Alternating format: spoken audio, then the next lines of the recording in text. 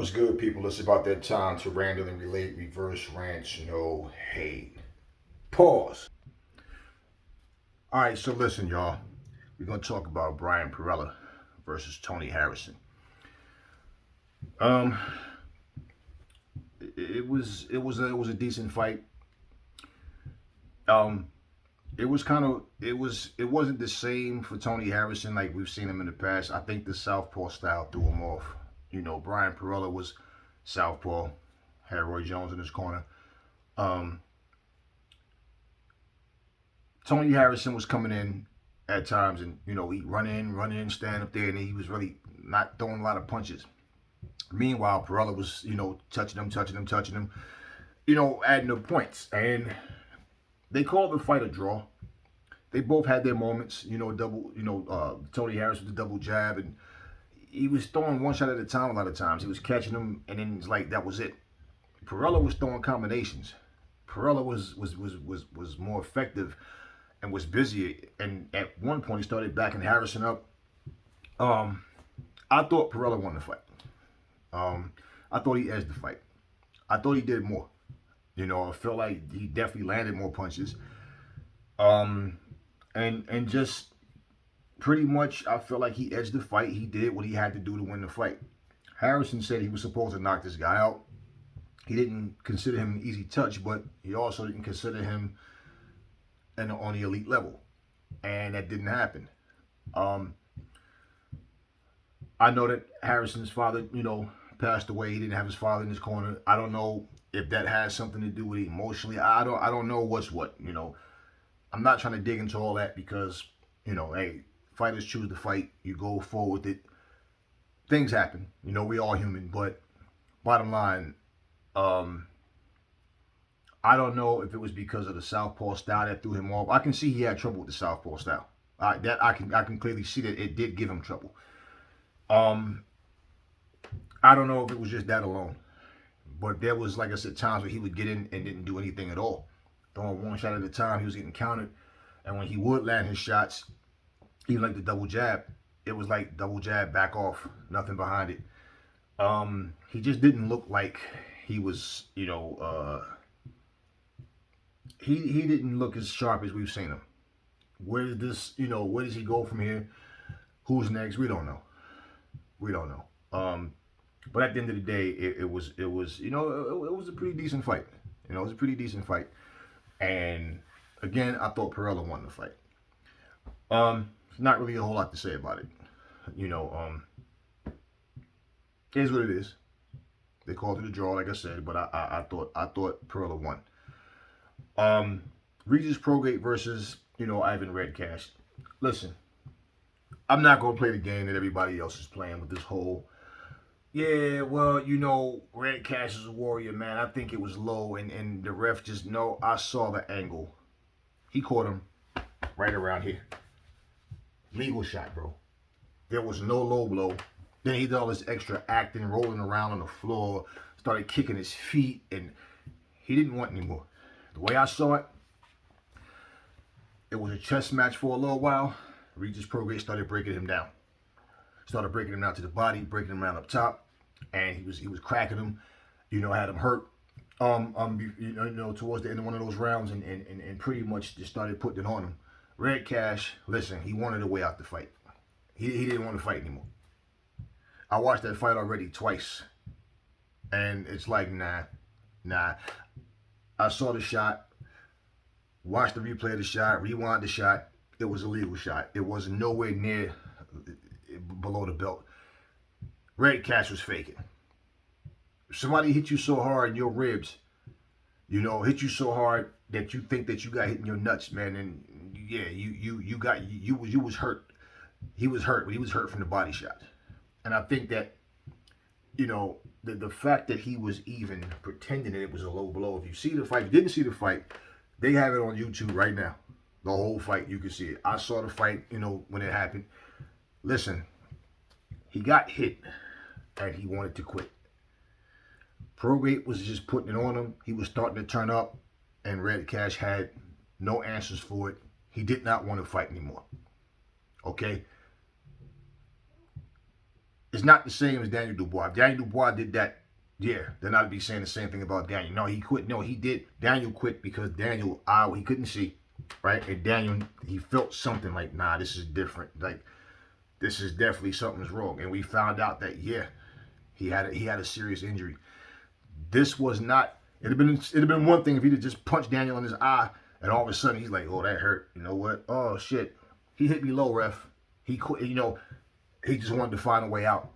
You know, this is not the same as Chad Dawson, you know, just getting the brakes beat off him by Andre Ward, telling the referee, yo, I'm done. This was a dude, he pulled his ab judah, pretend he got hit, and you could clearly see, nah, man, that was a legal shot. I mean, it was nowhere near, it wasn't even on the waistline, it was up here, man. He's saying it was low. And the part where he rolled around, like after he already fell down and kneeled down 2 or 3 times, then he goes down again and starts kicking his feet back and forth like a little baby. And I'm just like, all right, Redkash, just roll out the ring and go, man. Don't, because he was clearly faking, y'all. And honestly, that's like a disgusted feeling. Like, I'm watching it like, bro, come on, stop playing. He did not hit you low. You were just basically quitting the fight because you're getting your ass kicked, and that's all that was. Look, Regis Prograis says he wants to fight Adrian Broner. You know, Adrian Broner gave him his props on the fight, and they're always going back and forth, you know, challenging each other. If that fight happens, I don't know. In all honesty, for AB to just get back on his feet, just get back into making some money, in all honesty, I think AB should stay away from Regis Prograis. Personally, I think he should stay away from him because I don't see AB getting any better. I just see the same AB showing up, doing what he does. When AB gets in there, you can clearly see he doesn't want to get hit to the point where he doesn't let his hands go. He's so defensive to the point where basically, even though he's getting outboxed, if he lands 3 shots in the round, he thinks he won. You know, and at the end of the day, it's like, I would keep him far away. If you know, Regis Prograis and Josh Taylor fought, and they had a scrap. They had a real proper scrap, and we know that Josh Taylor got that victory. And he gave Josh Taylor problems. I would keep AB away from Josh Taylor. I would keep, there's several people I would keep AB away from right now. And in all honesty, if you don't, if I would give AB nothing but meatballs. I'm gonna be honest with you. And when it's like, yo, I'm ready to hang the gloves up or something like that, okay, you keep beating these meatballs, and then we get you in there with the right guy, even if you lose. You understand what I'm saying? Then hey, you make big money, you can ride off into the sunset. Now I'm saying this because, simple. It's one thing when you see a fighter progressing and you see flaws and mistakes, but then he's correcting them. AB is already 30, whatever, okay, and AB, you haven't seen him get better. You've seen him, it's just the same AB that we've seen, the AB that can't win the big fights. And we've seen that in his last fight. He struggled to be the C-class fighter. You know, it is what it is. I mean, hey, if he wants to fight and he gets in there, hey, so be it. But I'm saying, in all honesty, AB can't take a loss. When he does, he makes excuses, and then he disappears and he starts doing crazy shit, getting himself in trouble or whatever. And, you know, basically, at some point, your name is going to have no more value to it. Because it's like loss after loss after loss in big fights. I mean, what are you going to say? What can you say if you lose again, right? So, let him take it easy. Let him take it easy. Let him take it easy. And that even if he has the big fight, let's say he gets there with a Prograis or a Taylor, and say he loses to them, right? Well, the fact that he was winning fights against meatballs, okay, maybe there still may be somebody on the come up that may call him out that he may be able to beat. Who, you know, you got to strategize with your fighters, man, because if they're not as good as they think they are, or as good as you try to make them think they are, as well, same thing, right? Especially when you already have 3-4 losses and pretty much 2 elite fighters that wasn't even competitive. So it even be one thing, like Prograis losing to Josh Taylor, it was a proper scrap though. Every fight AB lost, he lost bad. He got blown out the water. It was like, it wasn't even close. You couldn't even, it was hard to even give him a round in those fights. In every one of those fights he lost, it was hard to give him even 1 round. Did you see him win a round against Pacquiao?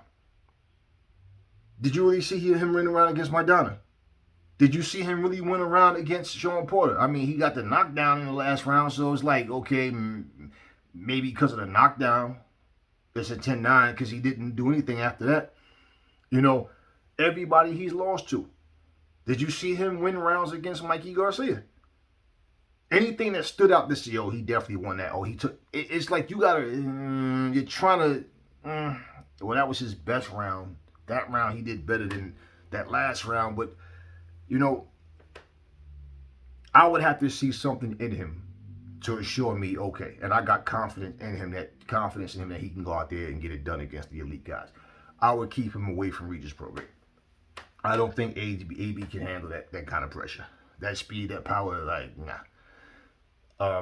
You know, if you're living off the past of what you used to do, you can set yourself up for failure because you're getting there thinking, oh, I got this, I got that, I hit hard like this, my hands is this fast. And you get in there and it's like, damn, why am I losing? You know what I'm saying? AB, you know, basically, man, it's like when he's winning, he's on top of the world. When he loses, he falls apart. So it is what it is. And you know, again, back for Tony Harrison. Just, you know, for me, like I said, I believe the southpaw style. You can see the southpaw style. He had a problem with it. You could clearly see that he did. You know, but like I'm saying, I don't know if it's a combination of emotions, his father not being in the court. I don't know, and I don't try to look to make excuses. Things can be reasons. Let's not overlook that. You can have things happen, and you're just not yourself. We're all human, like I said. But after that showing, I feel like Tony Harrison is going to have to fight somebody worthy and, like, destroy them. Now, does he have a rematch with Parella? I don't know. But he has to look good, whether it's by knockout or whether he just outclass a guy. After that performance, I'm pretty sure a lot of people are going, I don't know about Harrison. You know, he looked way better in defeat to Charlo than he did in this draw that they called. You know, like I said, I thought Parella won. But, you know, it is what it is. So anyway, let me know what y'all think in the comments, man. Never fall in love with lies. Remember, the truth brings hate out of people, and I will catch y'all on the next video.